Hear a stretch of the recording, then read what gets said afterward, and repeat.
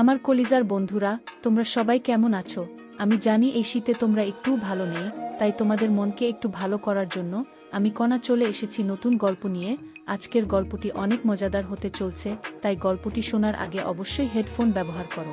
আর তোমরা যারা আমার ইমো নাম্বার চাইতেছো তারা পুরো গল্পটি শুনো এবং আমার চ্যানেলটি সাবস্ক্রাইব করে রাখো, কেননা আজকের গল্পের মধ্যে আমি আমার ইমো নাম্বারটি দিয়ে দিব এবং তোমরা সবাই আমার সাথে ভিডিও কলে কথা বলতে পারবা। তাহলে চলো আজকের গল্পটি শুরু করি। গভীর রাতে ঘুমের মধ্যে আমি অনুভব করলাম আমার ছোট্ট বোন আমার সাথে কেমন জানি অদ্ভুত আচরণ করছে। তখন আমি ঘুমে বিভোর। আমি ভাবছি হয়তো আমি স্বপ্ন দেখছি। কিছুক্ষণ পর তার ওই আচরণের ফলে আমার ঘুম ভেঙে যায়। তখন আমি দেখতে পেলাম আমার ছোট বোন আমার সাথে এক ধরনের বাজিমাত করতে শুরু করছে।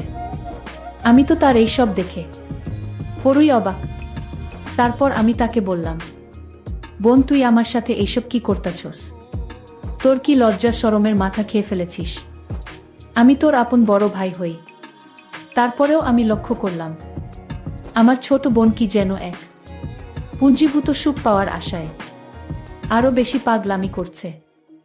হোটেলের মধ্যে ছোট বোনের এমন আচরণ দেখে আমি রীতিমতো হতবাক হয়ে গেলাম। তখন আমার ছোট বোনের চোখে মুখে শুধু বাসনার রং দেখতে পেয়েছিলাম। আমি শত না করার পরেও সে কোনোভাবেই আমার বাধা মানছিল না। আমার ছোট বোন হয়েও সে কি যেন এক বিশেষ সুখের আশায় আমাকে একটা সুজোরে ধাক্কা মেরে ফেলে দিয়ে ও আমার সাথে যা করল তা শুনলে বন্ধুরা তোমাদের মাথা ঘুরে যাবে। বন্ধুরা, গল্পটি অনেক অনেক ইন্টারেস্টিং। গল্পটি শোনার জন্য তোমাদের সকলের প্রতি আমার বিশেষ অনুরোধ রইল।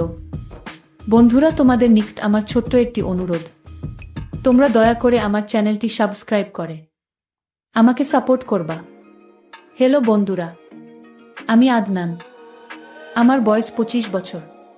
আমি পড়ালেখা শেষ করে একটি কর্পোরেট অফিসে জব করছি। আমার বাড়ি শায়েস্তাগঞ্জ। আমি ঢাকায় থাকি। আমার ফ্যামিলিতে আমি, বাবা, মা আর ছোট বোন রিমকি। ওর বয়স 16। ও এই বছর এইচএসসি দিবে। বাবা বিজনেস করেন আর মা গৃহিণী। এইবার আসি আসল কথায়। আমার সামনে ঈদের ছুটি, তাই বাড়ি যাওয়ার প্রস্তুতি নিলাম। সবার জন্য কেনাকাটা করলাম। বোনের জন্য 2টা 3 পিস ও একটা সুন্দর বোরকা কিনলাম। তো কেনাকাটা শেষ। ট্রেনের টিকিট আগেই কাটা ছিল, তাই ঈদের 3 দিন আগেই বাড়ি রওনা দিলাম। ও একটা কথা, আমি প্রায় 1 বছর পর বাড়ি যাচ্ছি। চাকরিতে জয়েন হওয়ার পর আর বাড়ি যাওয়া হয়নি, তাই সবার জন্যই কম বেশি কেনাকাটা করেছি, বিশেষ করে আমার আদরের ছোট বোন রিমকির জন্য। দীর্ঘ 5 ঘন্টা জার্নি করে অবশেষে বাড়ি পৌঁছালাম, কারণ শায়েস্তাগঞ্জ শহর থেকে অনেক ভিতরে গ্রামে আমাদের বাড়ি। বাড়ি পৌঁছাতে প্রায় রাত 10টা বেজে গেল। বাড়ি গিয়ে দেখি সবাই ঘুমিয়ে গেছে। আম্মুকে ডেকে তুললাম। তারপর খাওয়া শেষ করে আমিও ঘুমিয়ে গেলাম। অনেক রাত, তাই আর রিমকিকে ডাকলাম না। সকাল 6টায় দেখি ছোট বোন রিমকি ডাকাডাকি শুরু করছে। রুমের দরজা খোলা ছিল, তাই ও বিছানার পাশে গিয়েই ডাকছে। ও ডাকছে আর বলছে, ভাইয়া, আমার গিফট কোথায়? আমি ঘুম ঘুম চোখে বলছি, যা এখন, পরে নিস, এখন ঘুমাতে দে তো। কিন্তু ও নাছোড়বান্দা, ও গিফট না নিয়ে যাবেই না। তাই আমার গায়ের কাঁথা ধরে টান দিয়ে কাঁথা নিয়ে গেছে। আমি লাফ দিয়ে উঠে দেখি আমার পরনের অবস্থা খারাপ। আমার তো লজ্জায় অবস্থা খারাপ। আর এদিকে ও খিলখিল করে হাসছে আমাকে এই অবস্থায় দেখে। আমি তাড়াহুড়া করে বিছানার পাশ থেকে উঠলাম আর ভালো করে ওর দিকে তাকালাম। ওকে যেন আমি চিনতেই পারছি না। ও এই 1 বছরে এত বড় হয়ে গেছে, একেবারে অচেনা লাগছে। তার রূপ এবং সৌন্দর্য যেন উপচে পড়ছে। আমি এতদিন পর আমার আদরের বোনকে দেখছি, যেন অচেনা এক পরী আমার ঘরে এসেছে। শেষে ওর ডাকে আমার ধ্যান ভাঙল। রিমকি বলল, এই ভাইয়া কি দেখছিস অমন করে? মনে হচ্ছে আমাকে কোনোদিন দেখিসনি। আমি বললাম, ও হ্যাঁ, আসলে তুই তো অনেক বড় হয়ে গেছিস, তোকে তো চিনতেই পারছি না। রিমকি বলল, ভাইয়া, তুই আমাকে পরে মন ভরে দেখিস, আগে আমার জন্য কি এনেছিস তা বের কর। আমি বললাম, ওহ দিচ্ছি দাদা। এই বলে আলমারি থেকে ওর জামা আর বোরকাটা ওকে দিলাম। ও তো মহা খুশি। খুশিতে আমাকে এক অদ্ভুতভাবে ধরল। ওর এই অদ্ভুতভাবে ধরাতে আমার অবস্থা খুব খারাপ হতে লাগলো। কিছুক্ষণ পরে বাথরুমে গিয়ে ফ্রেশ হলাম। বাথরুম থেকে বের হয়ে সকালের নাস্তা করলাম। নাস্তা করে রুমে বসে মোবাইলে গেমস খেলছিলাম। এমন সময় রিমকি এসে বলল, ভাইজা, ঈদে আমাকে নিয়ে চা বাগানে ঘুরতে যেতে হবে। আমি বললাম, ওকে যাব। তারপর ঈদের আগের 2 দিন আমরা ভাই বোন মিলে অনেক খুনসুটি করলাম। ঈদের দিন আমরা ভাই বোন মিলে ঘুরতে বের হলাম। রিমকি বলল, অনেকদিন জাফলং যাওয়া হয়নি, চল আমরা জাফলং যাই। আমি বললাম, জাফলং তো অনেক দূর, আমরা একদিনে ফিরে আসতে পারবো না। রিমকি বলল, আমি জানি না, আমাকে নিয়ে যেতে হবে ভাইয়া। কিভাবে নিয়ে যাবে আমি জানি না, দরকার হলে ওখানে হোটেলে 1 রাত থাকবো। সমস্যা কি? আমরা তো আপন ভাই বোনই, প্লিজ ভাইয়া, তুমি না করো না। আমি বললাম, আচ্ছা আম্মুকে বল, যদি যেতে দেই তাহলে চল। আমার ছোট বোন রিমকি অনেক চালাক, সে কৌশলে আম্মুকে ম্যানেজ করে ফেলল। তারপরের দিন আমরা ভাই বোন মিলে বেরিয়ে পড়লাম জাফলং এর উদ্দেশ্যে। যেতে যেতে দুপুর হয়ে গেল। ওখানে গিয়ে আগে থাকার ব্যবস্থা করতে হবে, যেহেতু গিয়ে ওখান থেকে দিনে দিনে আসা যাবে না। আমরা দুজনে মিলে হোটেল খুঁজতে লাগলাম। অবশেষে একটা রুম পেলাম, তাও সিঙ্গেল। কি আর করা, ঈদের ছুটিতে সবাই ঘুরতে এসেছে, তাই সব বুকিং, এজন্য সিঙ্গেল রুমটাই নিলাম। তারপর ব্যাগ গুছিয়ে কিছুক্ষণ রেস্ট নিয়ে বের হলাম ঘুরতে। রিমকি এমন পোশাক পরেছে যা দেখে সবাই শুধু ওর দিকে হা করে তাকিয়ে থাকে। আমার খুব রাগও হচ্ছে, কিন্তু কাউকে কিছু বলতেও পারছি না। এর মধ্যে এক ছেলে আর এক ছেলেকে বলছে, দেখরে ওই মদনে একখান জিনিস পাইছে। আহ বন্ধু, ওই মদনের কপালটা কি ভালো। এই শুনে আমি রেগে ওদের কাছে যেতে চাইলে রিমকি আমাকে বাধা দিল। তারপর আমরা ভাই বোন অনেক মজা করে ঘুরলাম। সারাদিন ঘুরে হোটেলে ফিরলাম সন্ধ্যায়। তারপর আমরা ভাই বোন মিলে রুমে গিয়ে ফ্রেশ হয়ে আবার হাঁটতে বের হলাম। আমাদের সাথে পাশের রুমের সদ্য বিবাহিত স্বামী স্ত্রীর জুটি বেরো হলো। তারা আমাদের ডাক দিয়ে বলল, আপনারাও কি হাঁটতে বের হচ্ছেন? রিমকি বলল, হ্যাঁ। আপনারা? উনারা বলল, হ্যাঁ, আমরাও বের হলাম। ছেলেটা বলল, চলুন না, আমরা একসাথে হাঁটি, এলাকাটা তো অপরিচিত, লোক বেশি হলে ভয়ও লাগবে না। আমরাও রাজি হলাম। তারপর গল্প করতে করতে তাদের সাথে পরিচয় হলাম। ছেলেটার নাম হলো সিয়াম আর মেয়েটার নাম রাইসা। হঠাৎ করে রাইসা বলে উঠল, আপনাদের না দুজনের খুব মানিয়েছে। আমি তো ভেবা চেকা খেয়ে গেলাম, কি বলবো বুঝতে পারছি না। তখন রিমকি বলল, আপনাদেরও খুব মানিয়েছে। কত মাস হয়েছে আপনাদের বিয়ে হয়েছে? তখন সিয়াম বলল, 3 মাস। তারপর সিয়াম বলল, আপনাদের কত দিন হলো বিয়ে হয়েছে? আমি কিছু বলতে যাব, তখনই ছোট বোন রিমকি বলে উঠল, এই তো কিছুদিন। আমি যেন আকাশ থেকে পড়লাম। আমার বোন এইসব কি বলছে? তখন সিয়াম বলল, তাহলে তো আপনারা একদম পারফেক্ট টাইমে হানিমুনে এসেছেন। কিন্তু আমাদের একটু দেরি হয়ে গেল। আসলে অফিস থেকে ছুটি ম্যানেজ করতে করতে 3 মাস পেরিয়ে গেল। তারপরে রাইসা বলা শুরু করল, আপনাদের কি প্রেমের বিয়ে না অ্যারেঞ্জ ম্যারেজ? রিমকি বলল, প্রেমের বিয়ে। এদিকে আমার রাগেতে গাছ বলছে, রিমকি কেন সত্যি বলছে না? রিমকি কেনই বা ওদের সাথে এত নাটক করছে?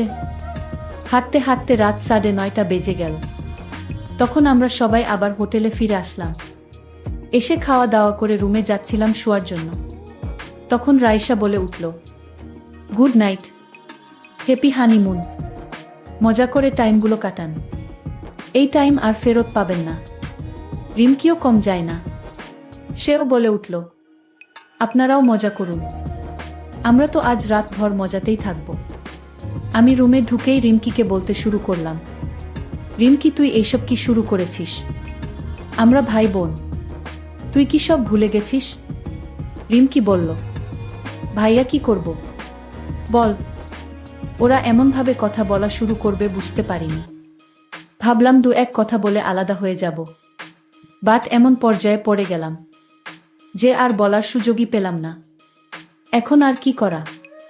এখানের 2-3 দিন না হয় আমরা স্বামী স্ত্রী হয়েই কাটিয়ে দেই। আমি বললাম, মানে তুই কি বলছিস?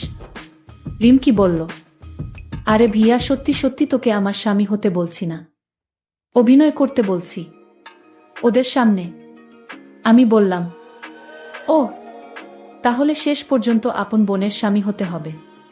আচ্ছা ঠিক আছে, আজ থেকে তুই আমার বউ। রিমকি বলল, ছি ভাইজা, তুই কি বলছিস?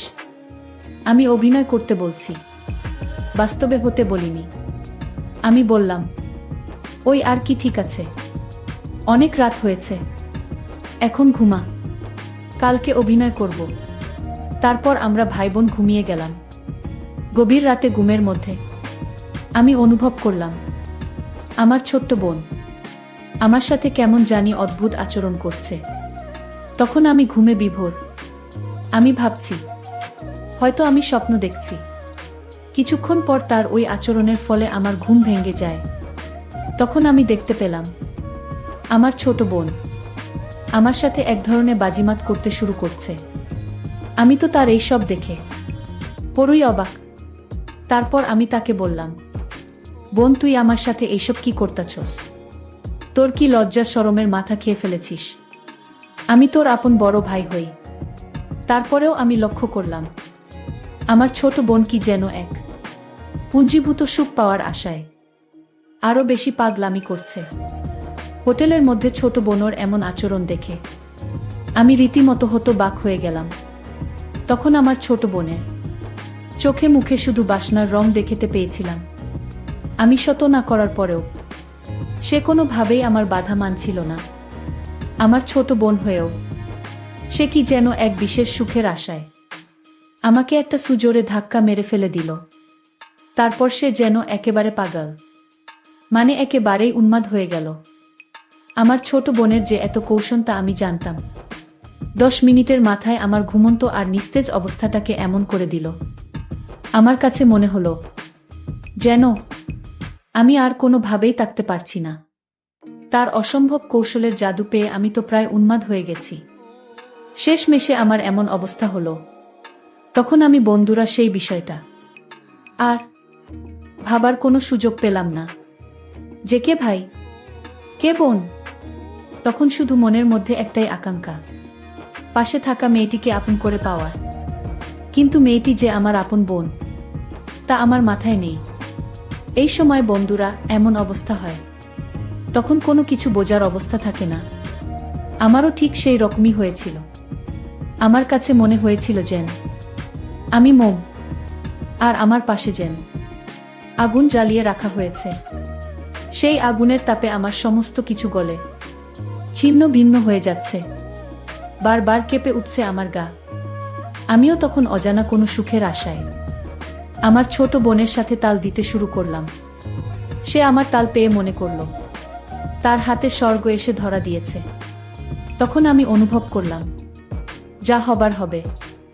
এখন যে কঠিন সময় আমার কাছে এসেছে তার মোকাবেলা আমাকে করতে হবে। ছোট বোনের কাছে কোনো কিছুতেই আমাকে পরাজিত হতে দেওয়া যাবে না। তারপর আমি চরমভাবে নেমে গেলাম। যদিও আমার ছোট বোন আমার চাইতে আরো 8 বছরের ছোট। প্রথম আমি ভাবছি হয়তো সে আমার সাথে কুলিয়ে উঠতে পারবে না। তারপর আমি যা দেখলাম তাতে তো আমি পুরোই অবাক।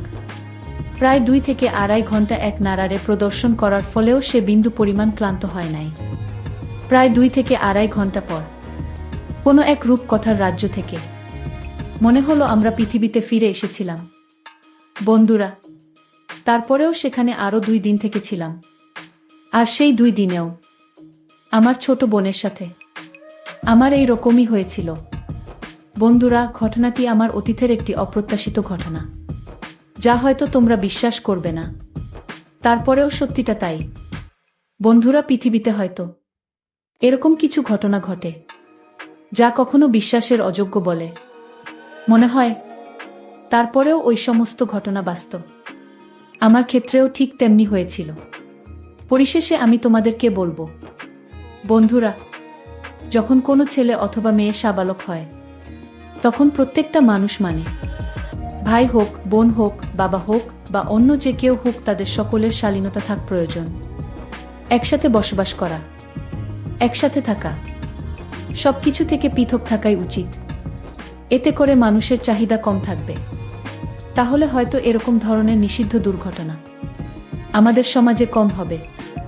আর সবচেয়ে বড় কথা হচ্ছে, আমাদের সমাজে যে সমস্ত লোকেদের এরকম ধরনের মন মানসিকতা, তাদের প্রত্যেকেরই চরিত্রটা সংস্কার করা প্রয়োজন।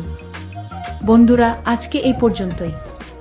আবারও আসবো তোমাদের মধ্যে নতুন কোনো গল্প নিয়ে। গল্পটি যদি তোমাদের ভালো লাগে, তাহলে একটি লাইক দাও। প্রতিদিন আমি তোমাদেরকে এই রকম ইন্টারেস্টিং একটা করে নতুন গল্প উপহার দিব। তাই তোমাদেরকে অনুরোধ করে বলছি, তোমরা যদি এই রকম ধরনের ইন্টারেস্টিং গল্প পেতে চাও, তাহলে দয়া করে আমার চ্যানেলটিকে সাবস্ক্রাইব করো। অবশেষে তোমাদের সকলের সুস্বাস্থ্য কামনা করি। ভিডিওটি দেখার জন্য তোমাদের সকলকে অসংখ্য ধন্যবাদ। বন্ধুরা, আজকের গল্পটি এখানেই শেষ করলাম। যারা পুরো গল্পটি শুনেছেন তাদের সবাইকে আন্তরিক ধন্যবাদ। আর হ্যাঁ, সবাই আমার চ্যানেলটা সাবস্ক্রাইব করবেন। যারা সাবস্ক্রাইব করে রাখবেন, পরবর্তী ভিডিওতে আমার ইমো নাম্বার দেয়া হবে। তারা চাইলে আমার সাথে ভিডিও কলে কথা বলতে পারবেন।